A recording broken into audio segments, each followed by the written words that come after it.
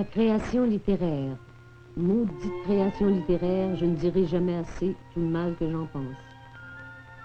Un phénomène quasi inhumain. De la minute où on renonce à la facilité, écrire devient la chose la plus difficile du monde. Et si on accepte la facilité, on n'est pas content de soi. C'est d'autant plus bête qu'au fond, écrire, ça n'a aucune importance. Ce qui est important, c'est ce qui pousse à écrire. Ça, au moins, c'est un problème d'ordre humain, bien plus humain que littéraire, puisque c'est avant tout la nécessité de se trouver, de se comprendre et de s'affirmer tel qu'on est qui pousse à écrire. Autrement dit, la volonté d'être soi-même, coûte que coûte, en dehors de toute influence et indépendamment de toute contrainte. Je suis convaincu qu'il n'y aurait pas d'œuvre d'art sans cette lutte pour rejeter tout ce qui vient de l'extérieur en faveur de l'affirmation du moi. Si un roman de Dostoïevski nous touche, par exemple, nous émeut, malgré les années et la distance qui nous en séparent, c'est uniquement parce qu'il est sorti tout cru du moi le plus profond de Dostoïevski, de son moi le plus moi.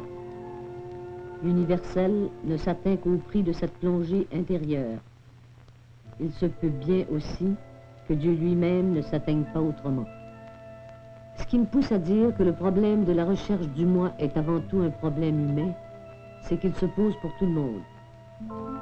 Si l'artiste en particulier en est plus conscient, c'est qu'il sait bien que pour avoir une valeur certaine et non pas seulement une certaine valeur, son œuvre doit témoigner de la volonté de l'homme d'être lui-même à n'importe quel prix, fût-ce en dépit des notions de bien et de mal communément établies et quelle que soit l'opinion qu'on puisse avoir de lui.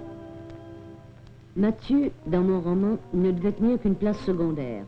Aussi, j'ai été bien surprise, en relisant les notes que j'avais accumulées sur mes personnages, de constater qu'il avait occupé mon esprit plus souvent que tous les autres. Ça m'étonnait d'autant plus que Mathieu méritait par ses perpétuelles revendications, aussi bien que par son application quasi systématique à souffrir. Bien décidé à ne pas lui donner plus d'importance que ne lui en laissait mon plan initial, je commençai à écrire.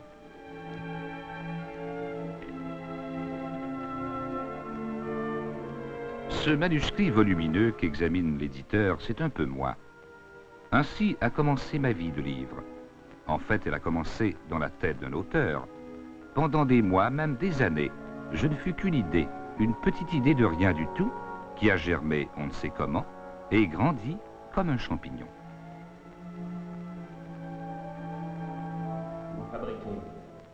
Vous fabriquez. Les personnages de livre, on les invente. Moi, j'existe déjà, je vis. J'ai une identité réelle. J'en souffre assez pour le savoir. Laissez-moi vivre. Vous le savez que j'existe dans la vie. Des Mathieu avec ou sans lunettes noires, il y en a dans le monde. Et à Montréal particulièrement. Ne dites pas non, c'est oui. Ouvrez grand les yeux. Montréal est la ville des intellectuels ratés et qui souffrent comme moi parce que tout nie leur résistance, leur raison d'être dans cette province où l'intelligence des hommes se mesure à la longueur de leur automobile. Je n'ai pas d'automobile, je ne veux pas d'automobile. Ce n'est pas ça que je veux, que je demande, que je cherche. En fait, je ne sais même plus ce que je cherche. J'en suis maintenant chercher ce que je cherche. J'erre devant les bars. J'entre dans les bars, je bois. Je sors plus ou moins ivre, toujours seul, incapable de bonheur. J'erre. Je continue à errer. Où aller, je ne sais pas. Je bois. Pas de meilleur endroit que les bars pour saisir l'absurdité de la vie, la vanité du monde organisé, et quoi encore? Tout ce qui fait qu'entre la vie et la mort, la différence n'est finalement pas si grande. Vous ne m'aimez pas, je le sais. Mais qu'est-ce que ça change? Écorché, écœurant, déchiré, je vis quand même plus intensément que tous les autres. Laissez-moi vivre. Aidez-moi seulement à trouver ce que je cherche. Nous cherchons peut-être la même chose. Daniel, cher Daniel, précieuse Daniel, j'arriverai à Montréal dans 2 jours. Faites donc sonner le gros bourdon de Notre-Dame, car il me tarde de commencer à vivre cette existence neuve qui m'attend, et à laquelle je veux apporter toute l'ardeur d'un néophyte, converti à la joie.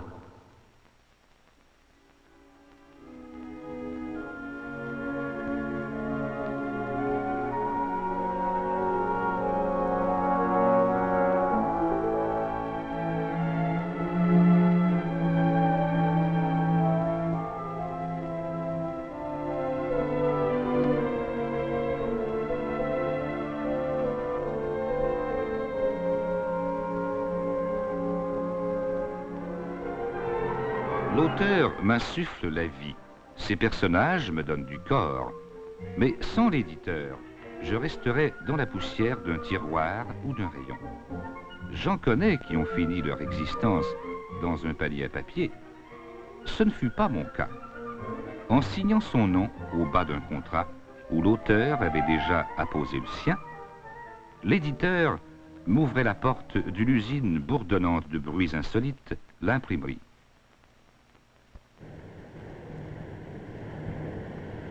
Quelle étrange aventure! Il me faudrait traverser cette pièce immense où les machines noires et huileuses grincent, sifflent, ronronnent. Quel drôle de fanfare pour un manuscrit habitué au silence d'une étude. Et cette lumière brutale qui inonde tout.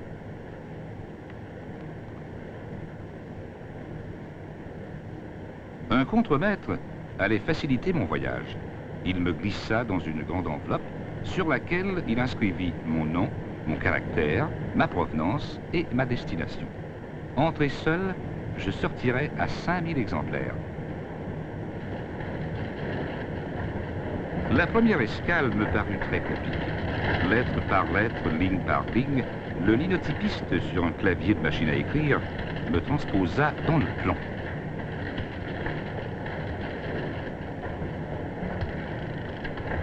Quelques jours plus tard, j'étais devenu une interminable rangée de lignes blocs qu'il faut lire de droite à gauche, comme pour des caractères chinois. On s'arracherait vite les yeux à me déchiffrer ainsi. Sur des galets, c'est ainsi qu'on appelle en langage d'imprimerie les plaques de métal qui contiennent les lignes composées, on me transporta sur une presse fort modeste où l'on m'imprimerait pour la première fois.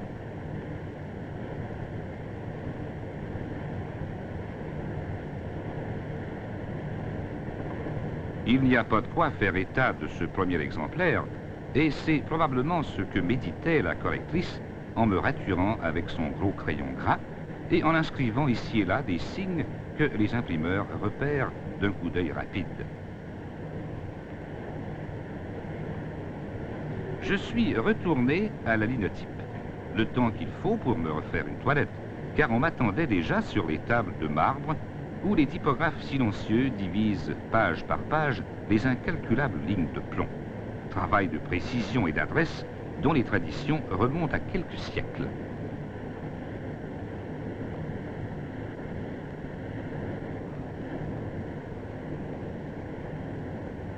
Ici, les erreurs sont coûteuses à réparer. Elles ne sont pas faciles à déceler non plus, et celles que le regard pointilleux du typographe laisserait passer se répéteraient à des milliers d'exemplaires. Quand, après avoir tout vérifié, le typographe serre les pages dans mon squelette de métal, je suis prêt pour la grande épreuve, celle qui me vaudra la renommée et me sauvera définitivement de l'oubli.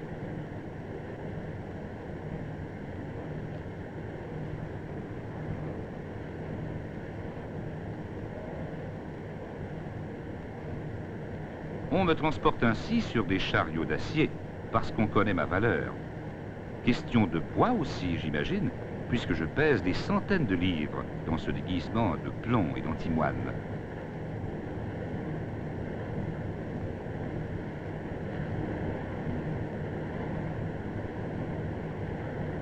Sur la presse, où l'on me dépose avec d'infinies précautions, des pressiers ont déjà commencé à empiler les feuilles blanches coupées à mes mesures précises, pendant que d'autres tournent des manivelles, ajustent des manettes et règlent les encriers. Là-bas, dans l'autre coin de la salle, le cliquetis des linos continue, mais la presse, dans un instant, absorbera tous les bruits.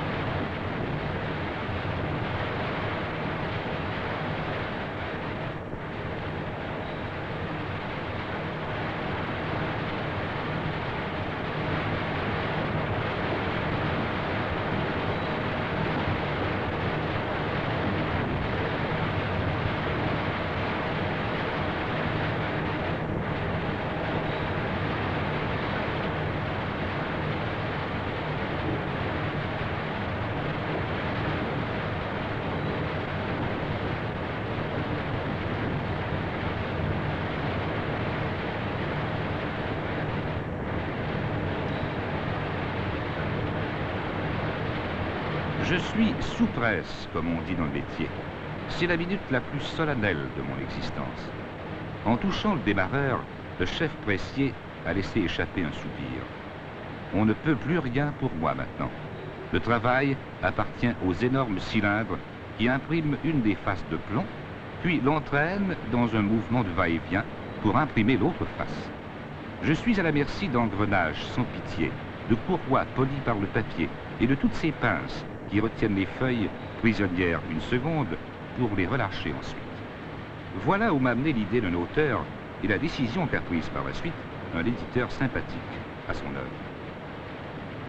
Dire qu'il fut un temps où l'on me produisait à la main dans quelque abbaye solitaire où un moine patient comme un ange s'usait les doigts à me transcrire sur une peau de bête ou un parchemin délicat et cassant comme du cristal. Il a fallu qu'un jour, d'il y a 500 ans, un dénommé Gutenberg s'en mêle. Lui, il avait l'esprit pratique. Plutôt d'écrire, il inventait. Grâce à ce génial artisan de Strasbourg, j'entrais dans une ère nouvelle, une époque dorée. Depuis lors, personne n'a jamais pu se passer de moi. Je suis partout à la fois. Avec moi, on apprend à lire, à penser, même à écrire. Je fomente les révolutions, je rétablis l'équilibre, je désennuie et j'endors parfois. Sans moi, plus d'étudiants, plus d'ouvriers, plus de professionnels et même plus de cuisiniers. Il avait peut-être raison, le petit peuple de Paris, d'accuser de sorcellerie l'associé de Gutenberg.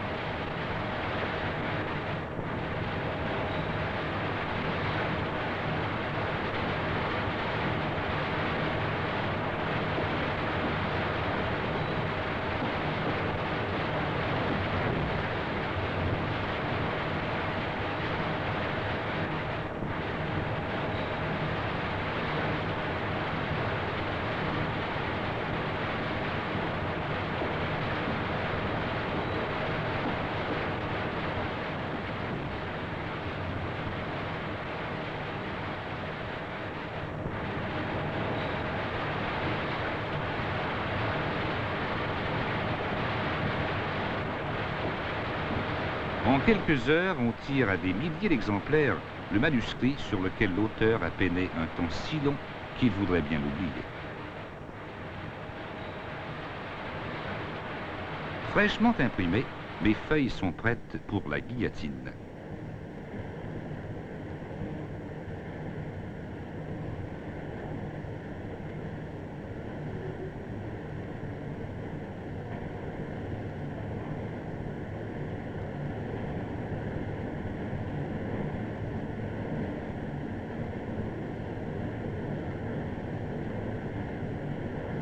La guillotine des imprimeurs aurait de quoi inquiéter un criminel endurci. Elle coupe de roi proprement, et sa lame vous taille une étonnante épaisseur de feuilles d'un seul coup avec un sifflement aigu. Certaines sortes de papier pourtant donnent du fil à retordre. Les feuilles se cabrent et le couteau laisse des rognures. Moi, je suis de ce papier qui a l'habitude de se laisser tailler sans broncher.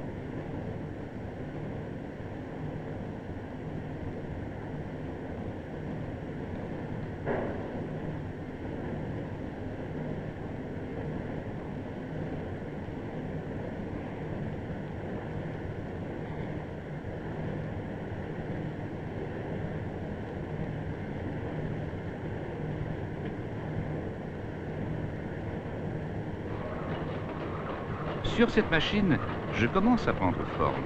Comme la presse de tout à l'heure, elle fonctionne à une vitesse folle. Il y en a des feuillets à plier avec une uniformité qui devait faire mourir d'ennui les premiers artisans.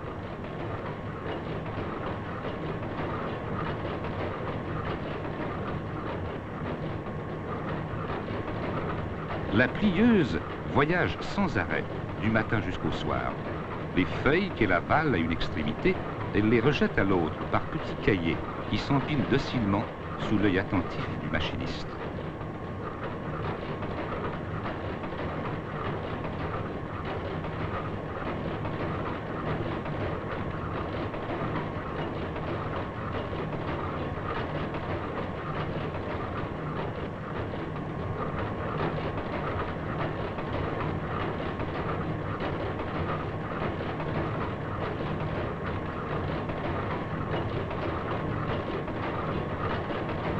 La tâche du machiniste, c'est de veiller à ce que tout glisse sans heurts et qu'une feuille rébarbative ne vienne pas brouiller l'ajustement minutieux des couteaux et des courroies.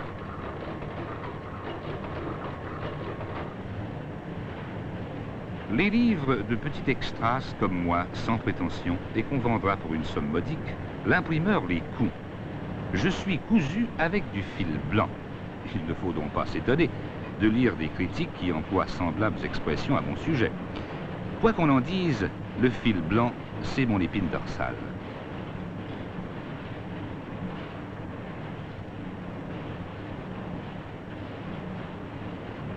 Sans cette couture qui joint tous mes feuillets, je ne vaudrais guère mieux que des feuilles volantes, et j'aurais vite fait d'être démembré par le premier lecteur peu soucieux de ma survie. Malgré tous les soins qu'on apporte à ma protection, je reste encore très fragile.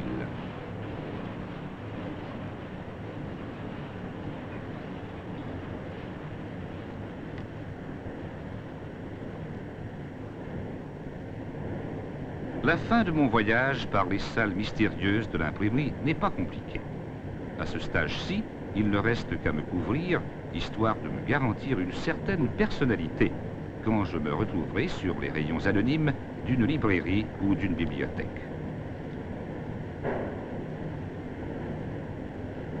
Passé par des chemins que je n'ai pas suivis, la couverture me rejoint sur une table où de jeunes ouvrières m'habillent avec une dextérité exemplaire.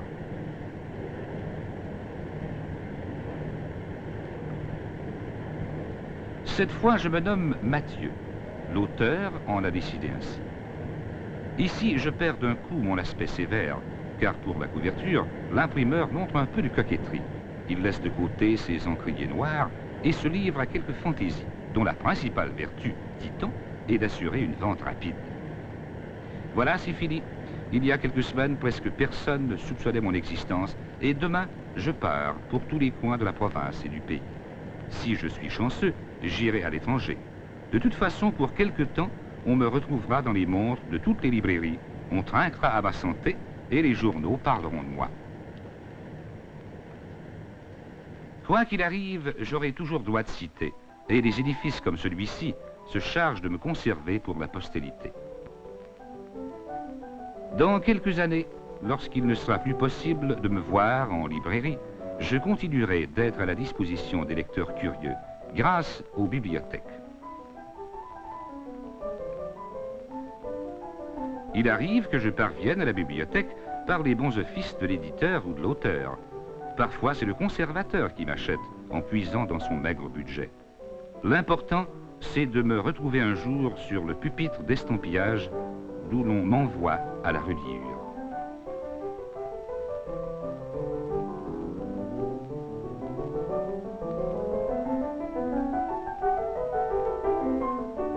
Dans ce costume de cuirette, je peux défier le temps.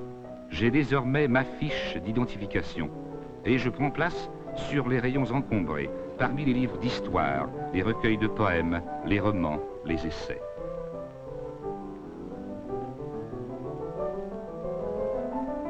En face, mes voisins ont 100 ans, derrière, presque 200 ans. Tout près, ce sont des jeunes de 7, 8 ou 10 ans comme moi. Dans un tiroir de métal, mon nom et celui de l'auteur sont conservés sur une petite carte.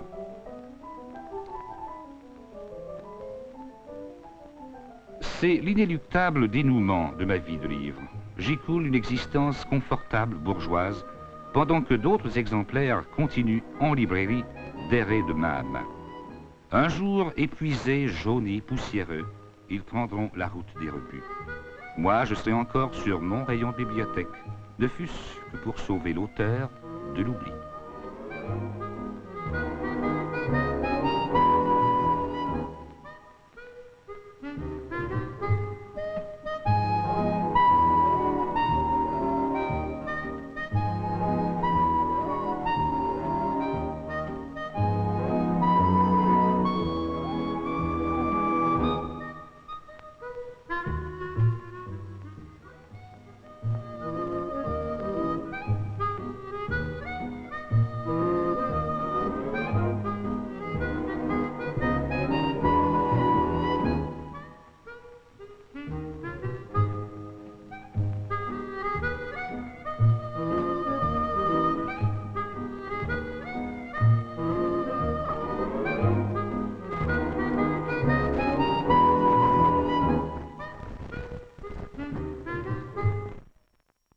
C'est ainsi que naissent les livres, en gros du moins.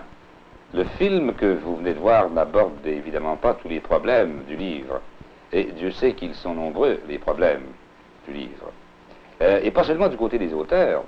Ainsi, éditeurs, libraires, conservateurs de bibliothèques sont autant de personnes qui connaissent ces problèmes pour avoir dû de tout temps essayer d'y trouver une solution ou des solutions. Alors que la semaine du livre tire à sa fin, nous avons invité ce soir 3 personnes qui ont chacune des positions à défendre. Il s'agit de M. Lucius Laliberté, président de la Société des libraires canadiens, de M. Damien Jasmin, conservateur de la Bibliothèque Saint-Sulpice, et de M. Pierre Tisser, éditeur. Monsieur Laliberté, pourquoi les livres, ou plutôt les librairies dans la province de Québec sont-elles si rares? À mon idée, M. Nollet, c'est que notre public adulte, d'une façon générale, étant peu porté pour le livre, les hommes d'affaires de ces petites municipalités sont automatiquement découragés et ne croient pas tellement au succès de l'organisation d'une librairie dans une petite ville. Pour ce qui me concerne, ici à Montréal, Jasmin, je ne crois pas que nous manquons de librairies, du moins pour les besoins actuels. Il pourrait y en avoir un peu plus, mais aussi on pourra développer celles qui existent, mais il faudra d'abord augmenter la clientèle, c'est-à-dire les amants du livre, les lecteurs. Oui, je crois que c'est par là qu'il faut commencer, parce que c'est très joli de dire qu'il n'y a pas assez de libraires, mais s'il n'y a pas assez de libraires, c'est parce qu'il n'y a pas assez d'acheteurs de livres. Quand on aura assez d'acheteurs de livres, tout naturellement, les librairies se créeront dans la province. Monsieur Laliberté, êtes-vous d'accord? Oui, je suis d'accord, c'est un fait, et je crois que pour créer des amants du livre, comme M. Jasmin disait tantôt, il faut commencer par la base, soit par les jeunes. Et c'est auprès de cette jeunesse que les libraires et tous ceux qui se considèrent amis du livre devraient intensifier leur travail et voir à développer le goût du livre chez la classe étudiante. Maintenant, n'existe-t-il pas déjà cette situation de fait que les enfants lisent beaucoup plus que les adultes? Oh, certainement. Ça, il n'y a pas de doute. Mais est-ce qu'on les perd en chemin? Quelle est la raison pour laquelle, devenus adultes... Mais je ne crois pas qu'on les perde en chemin du tout. Je crois que les jeunes d'aujourd'hui lisent, alors que leurs parents peut-être ne lisaient pas.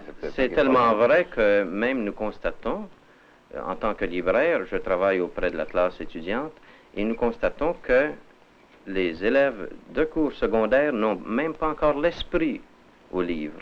Et c'est tellement récent qu'on peut considérer que seulement les élèves du primaire ont vraiment et véritablement le goût du livre. De fait, on a beaucoup développé les bibliothèques d'enfants. Il y a les bibliothèques scolaires d'abord, les bibliothèques municipales qui s'adressent surtout aux enfants. On développe chez eux d'abord le goût de la lecture, le goût du livre, et je crois que cette semence va être très féconde. Mais ça prend un certain temps. Évidemment, nous ne sommes pas arrivés Mais on ne perd pas à l'habitude de récolter. lire. Je crois que lorsque l'on a aimé la lecture à un moment dans sa vie, on ne peut plus s'en passer. Je crois que oui, en effet. Maintenant, à titre de conservateur de la Bibliothèque Saint-Sulpice, M. Jasmin, est-ce que vous croyez qu'actuellement le public fréquente suffisamment cette bibliothèque? Bien, notre bibliothèque est très fréquentée. Oui. Nous avons une circulation à peu près de 54 000 volumes par année. Ce qui est beaucoup, hein? Ce qui est beaucoup, vous savez. Et nous avons aussi un très grand nombre de lecteurs qui viennent chez nous, quoique nous pourrions en avoir davantage, surtout dans les périodes de beau temps, en été. En été, les gens viennent moins dans les bibliothèques. Mais croyez-vous aussi que de votre côté, vous pourriez peut-être développer aussi la bibliothèque en achetant plus de livres, en ayant un plus grand éventail, un plus grand choix, quoi? Le choix est assez large. Le choix que le gouvernement m'accorde est assez large. Je ne puis pas me plaindre de ce côté-là. Seulement, les adultes sont peu entraînés. Et chez nous, c'est une bibliothèque de recherche. Ce sont des gens qui sont cultivés, qui viennent compléter leurs études, qui viennent préparer des volumes. Alors, c'est une bibliothèque surtout de recherche. Monsieur Tisser, vous êtes éditeur à Montréal depuis déjà quelques années. Vous avez sûrement vous aussi des problèmes. Croyez-vous que c'est facile actuellement d'éditer un volume?